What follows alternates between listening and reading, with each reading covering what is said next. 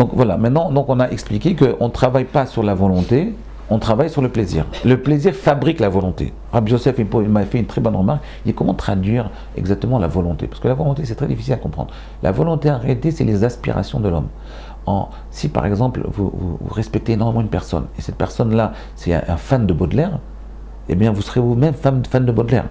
Si vous respectez énormément une personne et c'est un fan de Johnny Hallyday, eh bien vous aimerez beaucoup Johnny Hallyday. Vous comprenez, c'est comme ça que ça marche. C'est-à-dire que à la fin, votre aspiration, c'est de lire Baudelaire.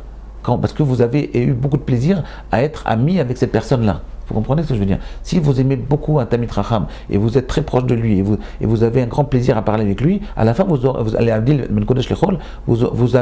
avoir un plaisir énorme et une volonté énorme d'étudier la Torah. Oui, moi par exemple, je sais que quand j'avais 12, 13, 14 ans, le fait d'avoir étudié avec Racham Naori, qui habitait rue Richer, qui était un immense Talmid Chacham, sa personnalité m'a tellement attiré que par le fait que je sois proche de lui, ça m'a donné envie, en tant qu'ado de jeune adolescent, ça m'a donné envie d'étudier la Torah. Vous comprenez? C'est comme ça que ça marche. C'est-à-dire, pourtant je n'étais pas extrêmement proche, il avait 80 ans, moi j'avais 12 ans.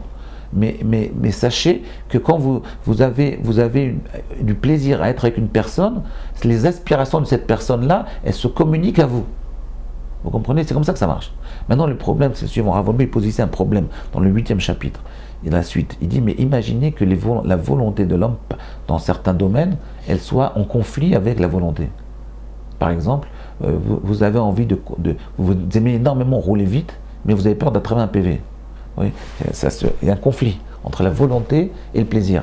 Vous avez envie, par exemple, d'étudier la Torah, d'être un grand Talmid Chacham, mais vos parents, ils vous poussent et ils vous donnent des raisons ils vous disent, mais il faut que tu aies un métier. Il faut que tu ailles étudier, faire médecine, ou devenir ingénieur, faire une grande école d'ingénieur pour pouvoir gagner ta vie. Alors, ici, il y a un conflit. D'un côté, j'ai énormément envie d'étudier la Torah. De l'autre côté, on me dit, il faut gagner ta vie. Les deux sont vrais. Alors, comment on fait? J'ai envie de se marier avec cette femme-là parce que j'ai rencontré une fille depuis 2 mois, je la rencontre, elle me plaît énormément, elle est très mignonne et tout, mais elle n'est pas religieuse. Ou elle a des mauvaises midotes. Oui. Elle est très mignonne, mais elle a des mauvaises midotes. Donc je vais me marier avec elle, mais je vais mieux l'enfer. Donc quel intérêt? Vous voyez? Ou le contraire. Vous comprenez? Ça veut dire, des fois, il y a un conflit entre, la plupart du temps dans la vie, c'est ça une épreuve, c'est d'arriver à un conflit. Vous voyez? Par exemple, hier un jeune qui m'a dit, Rav, j'ai rencontré une fille très bien, mais là maintenant on m'a proposé une fille, elle m'a dit elle est super belle. Alors qu'est-ce que je fais? Je pense à ça tout le temps, j'aimerais bien la voir. Je dis non, tu la vois pas, tu restes avec celle-là. Tu commences avec une, tu fais jusqu'au bout. Ou tu arrêtes avec celle-là, ou tu. Oui, donc il faut savoir comment on fait. Comment on fait quand la volonté et le plaisir, ils sont en conflit. Avant dit, il y a une mida essentielle. Il y a une mida qu'il faut travailler, qui est la mida la plus importante. Je vais la lire. C'est la mida la plus importante du Hani. Quelle est cette mida, Rabbi Yosef? C'est vous savez. Je vous laisse réfléchir un peu. Je parle d'abord que je parle tout le temps. Quelle est la mida qui fait en sorte que je vais résoudre mon problème dans le conflit entre la volonté et le plaisir? Non, pas demain. Je vais vous le dire maintenant. Cette mida, en fait, c'est ce qu'on appelle la prira, le libre arbitre. C'est-à-dire que qu'Akadosh nous a donné un libre arbitre. Et ce libre arbitre-là, il va nous permettre de choisir. Et à un moment, il faut choisir. Non, mais il faut prendre un chemin. On ne peut pas rester tout le temps sur un carrefour. Et à un moment, quand on reste sur le carrefour, on fait un accident. On doit prendre un chemin. Et pour prendre un chemin, il faut choisir. Je prends celui-là et pas celui-là. Je prends cette femme-là et pas cette femme-là. Je prends cet homme-là et pas cet homme-là. C'est-à-dire que je décide d'étudier la Torah à fond, ou je décide de devenir un bon balabait qui va être un bon ingénieur, qui va étudier la Torah, comme on dit. C'est-à-dire, il va étudier 1 heure par jour, d'afayomi, et faire un kiff. Vous voyez, il faut prendre une décision. On ne peut pas vivre sans décision. Voilà. Rav Wolbe, il dit quelque chose de très fort. Il dit que le plus haut niveau du Hani, c'est la prière. Qu'est-ce que ça veut dire? Ça veut dire qu'ici on apprend un principe très intéressant. Ça veut dire que quand vous choisissez, vous grandissez. Le Rav Wolbe, il explique quelque chose de très fort. Le Majliach, il dit quelque chose de très fort. Il dit que la plupart du temps, la majorité des hommes ne choisissent rien du tout. Ils sont tous conditionnés. Ils font tous ce que la société, le social les pousse à faire. Ils vivent tous dans un conditionnement. Donc en fait, pourquoi? Parce qu'on a du mal à s'arrêter et à se dire, je vais prendre ce chemin et pas ce chemin-là. cette décision-là, on essaie de l'éviter un maximum. Et donc, on ne vit que d'une façon passive. On se laisse diriger. Vous savez que le Chazon Ish, il dit, il y a deux midotes en l'homme. Être actif ou être passif.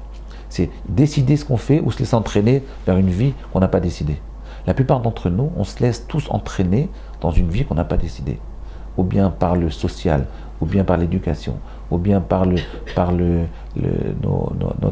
par facilité, ou bien par goût du plaisir, par exemple. Vous voyez, on ne décide pas.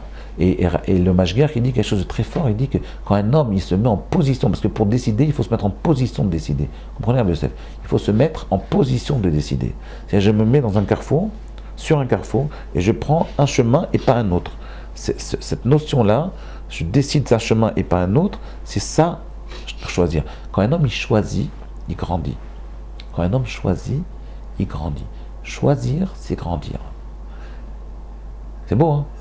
Est-ce que tu as vu? Ah, très bien. Choisir, c'est grandir. Ça veut dire, si vous choisissez, vous grandissez. Et si l'homme ne choisit pas, il reste petit.